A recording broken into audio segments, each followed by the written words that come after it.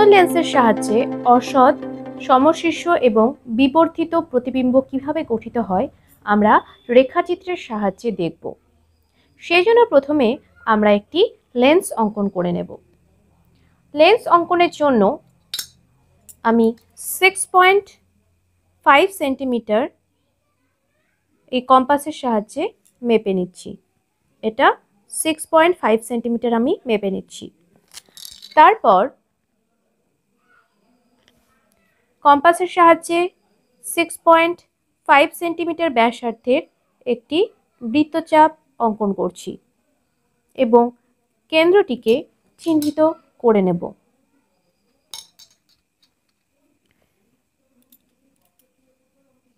দ্বিতীয় একটি বৃত্তচাপ অঙ্কন করব সেই 6.5 সেন্টিমিটার ব্যাসার্ধেরই এবং এই কেন্দ্রটিকেও, দ্বিতীয় বৃত্তচাপের কেন্দ্রটিকেও চিহ্নিত করে নেব ভালোভাবে। এটাকে ইরেজ করলে আমরা একটি লেন্স পেলাম। এই লেন্সের দুদিকই উত্তল, তাই এটি উভু উত্তল লেন্স এল। এটি হলো লেন্সের আলোক কেন্দ্র ও। এই বক্রতা কেন্দ্র এবং আলোক কেন্দ্র ও এর মধ্যবর্তী দূরত্ব প্রায় 6।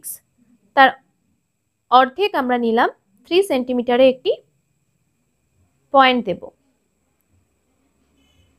এদিকেও একইভাবে প্রায় এটা 6 সেন্টিমিটার, তার ঠিক মিডিল 3 সেন্টিমিটারে আমি পয়েন্ট করে নেব। এটি হবে লেন্সের প্রথম মুখ্য ফোকাস f1 এবং এটি ফোকাসের দ্বিগুণ দূরত্ব 2f1। এটা দ্বিতীয় মুখ্য ফোকাস f2 এবং এটি ফোকাসের দ্বিগুণ দূরত্ব 2f2। লেন্সের এই তলের জন্য বক্রতা কেন্দ্র 2f2 এবং এই তলের জন্য বক্রতা কেন্দ্র 2f1 এবং এই বক্রতা কেন্দ্রগামী যে কাল্পনিক রেখা তাকে আমরা প্রধান অক্ষ বলে থাকি। তাহলে এক্ষেত্রে এই যে রেখাটি আমরা আগে অঙ্কন করেছি এটি হলো এই লেন্সটির প্রধান অক্ষ। এই প্রধান অক্ষের ওপর লেন্সের আলোক কেন্দ্র এবং ফোকাসের মাঝে যদি কোনো বস্তুকে রাখা হয় তাহলে তার প্রতিবিম্ব কিভাবে গঠিত হয় আমরা দেখব। এক্ষেত্রে আলোক কেন্দ্র এবং ফোকাস এই যে দূরত্ব সেটাকে আমরা বলছি এফ।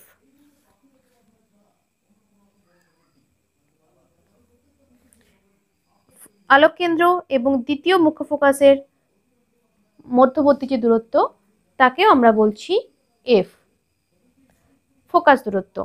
আলোক কেন্দ্র এবং প্রথম মুখ্য ফোকাস বা আলোক কেন্দ্র এবং দ্বিতীয় মুখ্য ফোকাসের মধ্যবর্তী যে দূরত্ব তাকে আমরা বলে থাকি ফোকাস দূরত্ব।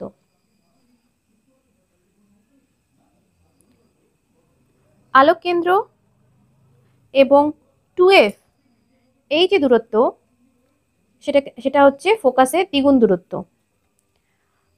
আলোক কেন্দ্র এবং 2f1 এর মধ্যবর্তী যে দূরত্ব সেটা হবে 2f, ফোকাস দূরত্বের দ্বিগুণ দূরত্ব। এদিকেও তাই আলোক কেন্দ্র এবং দ্বিতীয় মুখ্য ফোকাস 2f2 ও থেকে এই 2f2 এই পর্যন্ত দূরত্বটাও হবে 2f। ও থেকে 2f2 পর্যন্ত দূরত্ব 2f, ও থেকে f2 পর্যন্ত দূরত্ব f।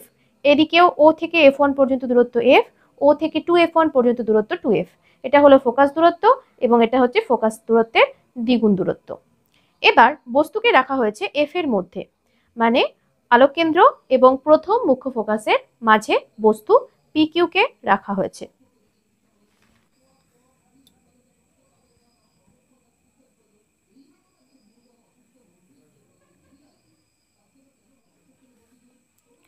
আচ্ছা, PQ বস্তুর P বিন্দু থেকে প্রধান অক্ষের সমান্তরাল একটি রশ্মি PR লেন্স থেকে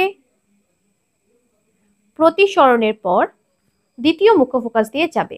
আমরা জানি প্রধান অক্ষের সমান্তরাল কোনো রশ্মি যদি লেন্সে আপতিত হয় তাহলে লেন্স থেকে প্রতিসরণের পর সেটি দ্বিতীয় মুখ্য ফোকাস দিয়ে যায়।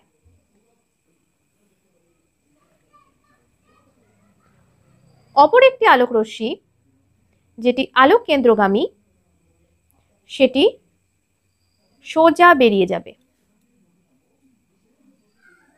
স্পষ্টতই এই রশ্মি দুটি অপসারী রশ্মি এবং এই রশ্মি দুটিকে এদিকে বাড়ালে আর কোনোভাবেই মিলিত হওয়ার সম্ভাবনা নেই, তার কারণ এদের দূরত্ব আস্তে আস্তে বেড়ে যাচ্ছে। এখানে যে দূরত্ব ছিল আস্তে আস্তে দূরত্ব বাড়ছে, তাহলে এই দিকে এদের আর মিলিত হওয়ার সম্ভাবনা নেই। এই প্রতিশ্রুত রশ্মি দুটি কিন্তু মিলিত হবে না। কিন্তু যদি আমরা এদেরকে পিছন দিকে বাড়াই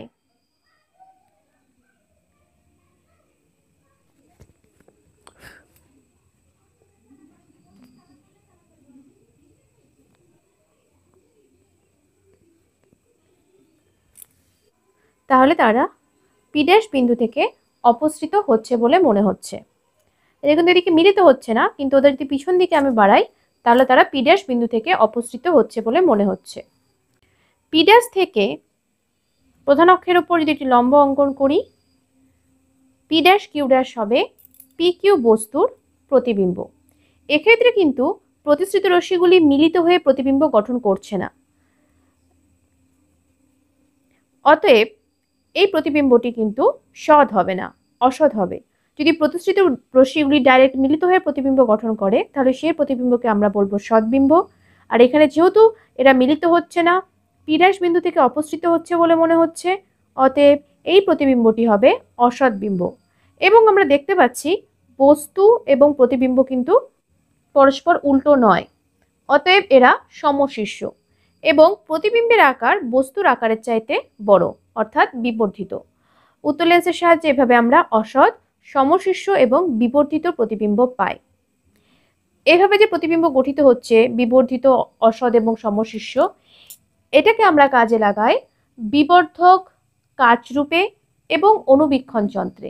বিবর্ধক কাচরূপে এবং অণুবীক্ষণ যন্ত্রে উত্তল লেন্সকে এইভাবে ব্যবহার করা হয়। আর একবার বলছি, পিকিউ একটি বস্তুকে আলোক কেন্দ্র এবং প্রথম মুখ্য ফোকাসের মাঝে রাখা হয়েছে। পিকিউ বস্তুর পি বিন্দু থেকে একটি আলোক রশ্মি পি আর লেন্স থেকে প্রতিসরণের পর দ্বিতীয় মুখ্য ফোকাস দিয়ে যায়। অপর একটি আলোক রশ্মি আলোক কেন্দ্রগামী, সেটি পিও বরাবর সোজা বেরিয়ে যাবে। প্রতিশ্রুত রশ্মি দুটি অপসারী হওয়ায় এরা মিলিত হবে না। রশ্মি দুটিকে যদি আমরা পিছন দিকে বাড়াই তাহলে পি ড্যাশ বিন্দু থেকে অপসৃত হচ্ছে বলে মনে হয়। এই পি ড্যাশ বিন্দুই হলো পি বিন্দুর প্রতিবিম্ব। পি ড্যাশ থেকে প্রধান অক্ষের উপর লম্ব অঙ্কন করলে পি ড্যাশ কিউ ড্যাশ আমরা পাই। এই পি ড্যাশ কিউ ড্যাশই হবে পি কিউ বস্তুর প্রতিবিম্ব। এক্ষেত্রে প্রতিবিম্বটি বস্তুর তুলনায় আকারে বড়, অর্থাৎ বিবর্ধিত। প্রতিবিম্বটি সমশীর্ষ এবং যেহেতু এই প্রতিবিম্বটি প্রতিশ্রুত রশ্মি দুটি মিলিত হওয়ার ফলে গঠিত হচ্ছে না, তাই এই প্রতিবিম্বটি হচ্ছে অসৎ বিম্ব। আজ উত্তল লেন্সের সাহায্যে কিভাবে অসৎ, সমশীর্ষ এবং বিবর্ধিত প্রতিবিম্ব গঠিত হয় দেখলাম। আজ তাহলে এই পর্যন্তই। ধন্যবাদ।